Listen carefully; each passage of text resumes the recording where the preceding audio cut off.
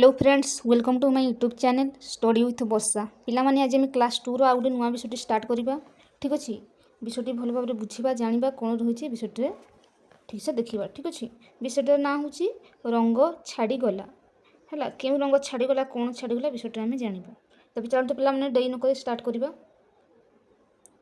जंगल पाख गाँटी थाए जंगल एक गाँटी थाए नाटी तार कौन सुवर्ण पाटणा गाँ और जंगल मझे कुड़ू नई हो नईटी बही जाऊँगी गाँवर प्राय परिवार कौन करती लुगा बुणती नदी पाखर सूता को रंग करने धाड़ी धाड़ी हो रंग कुंड रखि था रंग बेरंगर सूता को सुखाई से कौन करती लुगा बुणती कांधरे लुगा बही लोक मैंने केमती बिक्री करने जाती हाट को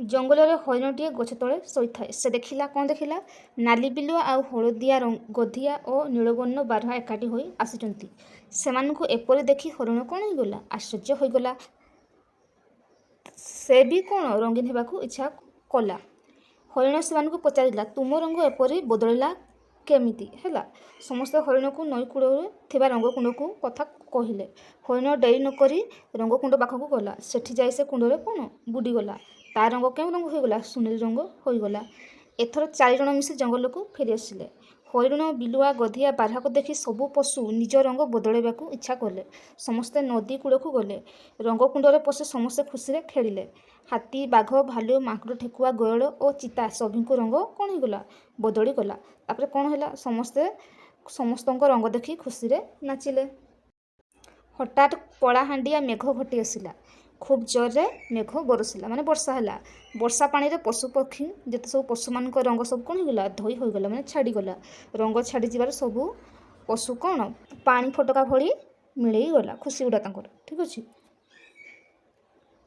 प्रश्न उत्तर को जीवा प्रश्न उत्तर कौन विषय जानते 1 नंबर कौन दिए आस कथा है देखा गपटी क्यों गाँ कथा कहुच्छी क्यों गाँ कथा सुवर्ण पाटणा खर दिया नई कूल कुंड गुड़िक कहीं सूता को रंग करने हाट को लोक मैंने कहीं जाती लुगा बिक्री करने रंगकुंड में बुड़िया पर हरिण रंग किपर होगा हरिण किपर रंग होगला सुनेली रंग होगला जदि दुनिया रे कौन रंग न था तेज कौन होता तुम्हें पे निजे लिख ठीक अच्छे 2 नंबर दिया देख और लिख गोटे द दिया से गोटे देख लिख आ गोटे ध दिया से गोटे देख लिख एठे नो और नो को हाजी रखे ठीक अच्छे आर गुड़ा तुम निजे निजे लिखि नब 3 नंबर प्रश्न दिखाई धन धन न युक्ताक्षर लगाई खाली घर पूरण कर द जमती कौन द सब द लगे तापर मंद चंदन आनंद मकरंद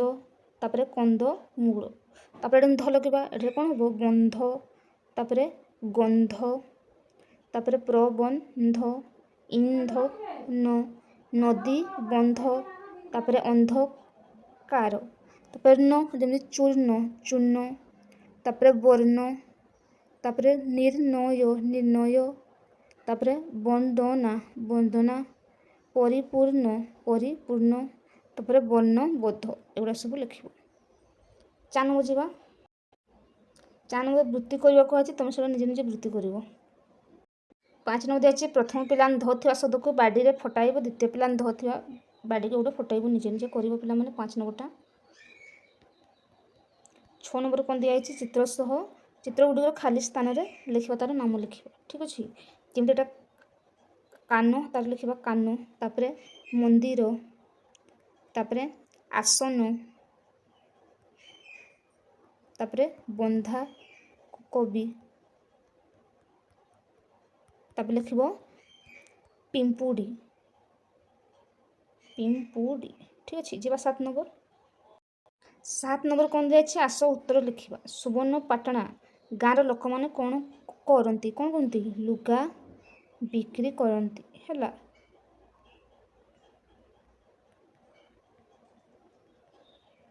तापर 6 नंबर दिखाई लोक मैंने नई कूल रंग गुड़िक कहीं रखि था कहीं सूता को रंग करने लिख तापर दिखाई हरिणटी गछमूल शई क्या देखला बिलुआ गधिया आउ बारहा को देखला जंगलर पशु मैंने रंगकुंड में बुड़िया कहीं मन कले कहीं हरिण बिलिया गधिया बारहा को रंग होता देखी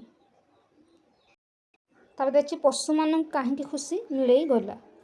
କ'ଣ ପାଇଁ ନା ରଙ୍ଗ ଛାଡ଼ିଯିବାରୁ। ରଙ୍ଗ ଛାଡ଼ିଯିବାରୁ ପଶୁମାନଙ୍କୁ ଖୁସି ମିଳେଇ ଗଲା। 8 ନମ୍ବର ଦିଆଯାଇଛି ନିମ୍ନ କୋଠର ଅକ୍ଷର ନେଇ ଶବ୍ଦ ବଢ଼ିବା। ଯେମିତି ମନ୍ଦାର ଲେଖିବ, ମନ୍ଦାର ଏଗୁଡ଼ା ସବୁ ଲେଖିବ, ତାର ଶବ୍ଦ ଲେଖିଦେଉଛି। এইভাবে শব্দ গঢ়িব। ঠিক ଅଛି। ଯିବା 9 ନମ୍ବର। 9 ନମ୍ବର ଦେଖିବା। ଠିକ୍ ଉଚ୍ଚାରଣ ପଢ଼ ଓ ଲେଖ। ଉଚ୍ଚାରଣ କରିବ ପିଲାମାନେ ଆଉ ଲେଖିବ। ଠିକ୍ ଅଛି। ଏଗୁଡ଼ାକ ଉଚ୍ଚାରଣ କରିବା ଯେମିତି ଲେଖା ହେଇଛି ଆନନ୍ଦ ଲେଖିବା ଆନନ୍ଦ ସେଗୁଡ଼ା। ତାପରେ ଚାନ୍ଦ ଲେଖିବ ଚାନ୍ଦ। ତାପରେ ସିନ୍ଦୁର ସିନ୍ଦୁର। ତାପରେ ଚନ୍ଦନ ଚନ୍ଦନ। ତାପରେ ସ୍ୱର୍ଣ୍ଣ ସ୍ୱର୍ଣ୍ଣ। ତାପରେ ପୂର୍ଣ୍ଣିମା ପୂର୍ଣ୍ଣିମା। ତାପରେ ବନ୍ଦନା ବନ୍ଦନା। ତାପରେ କଦଳୀ କାନ୍ଦି ହେଲା ଲେଖିବ କଦଳୀ କାନ୍ଦି। ତାପରେ ଲେଖା ହେଇଛି ମଣିବନ୍ଧ ଲେଖିବ ମଣି ବନ୍ଧ ମଣି ବନ୍ଧ। ତାପରେ ଲେଖିବ ସୁଗନ୍ଧ ସୁଗନ୍ଧ। ତାପରେ ବନ୍ଧ। ତାପରେ କନ୍ଦମୂଳ କନ୍ଦମୂଳ ଏଗୁଡ଼ା ସବୁ ଲେଖିବ। 10 ନମ୍ବର ଦିଆ 10 ନମ୍ବର କ'ଣ ଦିଆଯାଇଛି ଦେଖିବା। ଦିଆଯାଇଛି ତଳେ ଥିବା ପ୍ରତ୍ୟେକ ଶବ୍ଦକୁ ବ୍ୟବହାର କରି ଗୋଟେ ଲେଖାଏଁ ବାକ୍ୟ ଲେଖିବା। ଠିକ୍ ଅଛି। କ'ଣ କ'ଣ ବାକ୍ୟ ଯେମିତି ଚାନ୍ଦୁଆ ଚାନ୍ଦୁଆ କହିଲେ ମୁଣ୍ଡ ଉପରେ ଚାନ୍ଦୁଆ ଟଙ୍ଗା ହୋଇଛି। ସୁନ୍ଦର ଅନ୍ଧାର ଏଗୁଡ଼ା ସବୁ ଲେଖିବା। এইগুଡ଼ା ସବୁ ଲେଖିବ। ତାର ବାକ୍ୟ ଗୋଟେ ଗୋଟେ ଲେଖିବ। ଚାନ୍ଦୁଆ ହେଲା ସୁନ୍ଦର ହେଲା ଅନ୍ଧାର ନଈବନ୍ଧ ବନ୍ଦନା ପୂର୍ଣ୍ଣଚନ୍ଦ୍ର। ଠିକ୍ ଅଛି।